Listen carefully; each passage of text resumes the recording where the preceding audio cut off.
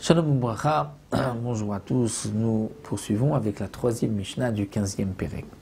À la suite de ce que nous avons vu, une femme qui vient se présenter au Beddin, dire mon mari est mort, le Beddin lui permettra de se remarier, mais est-ce qu'elle pourra prendre aussi le montant de sa K'tuba, comme c'est marqué dans la K'tuba, en cas de décès du mari, la femme pourra récupérer le montant de la K'tuba, pourra-t-elle le faire aussi, puisque c'est sur son témoignage, son propre témoignage, eh bien, machloket entre Beth Shammai et Beth Hillel. Beth Shammai yomrim tinase vitkol ktubata. On lui permet de se remarier et elle pourra prendre le montant de la ktuba des biens de son mari, des héritiers. Elle prendra la ktuba, puisque ce n'est pas la femme qui hérite les biens de son mari, ce sont les enfants de son mari. Donc elle vient réclamer les enfants ou les proches parents de son mari. Donc elle vient réclamer sa ktuba aussi, on lui donnera. Beth Hillel disent non, tinase vitkol ktubata. On la croit, elle peut se remarier, mais elle ne prendra pas la k'tuba. Pour la k'tuba, on ne la croit pas.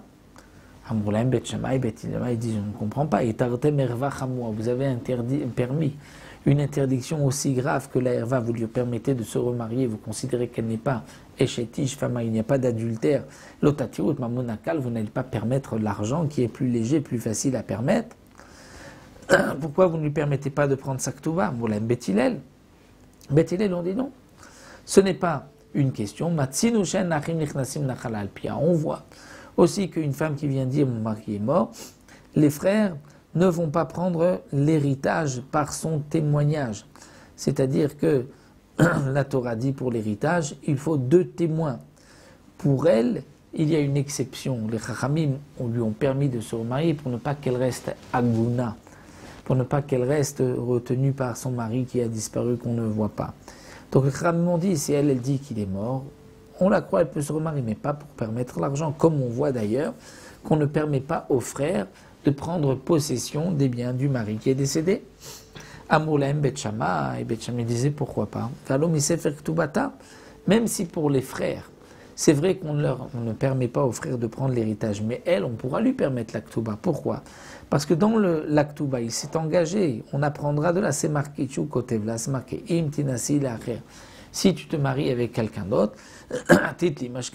tu prendras ce qui est marqué dans la k'tuba. Et là, elle se remarie avec quelqu'un d'autre, donc elle pourra prendre le montant de sa k'tuba.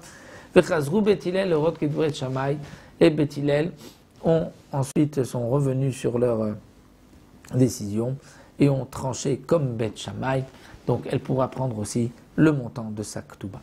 Donc dans ces 3 premières Mishnayot, nous avons vu que lorsqu'une femme se présente au Beddin et elle-même témoigne de la mort de son mari, on pourra lui permettre de se remarier. Nous verrons dans la prochaine Mishnah, lorsque ce n'est pas elle qui vient, mais c'est quelqu'un d'autre, qui on croira, qui on ne croira pas, ça nous le verrons Bezrat Hashem la prochaine fois.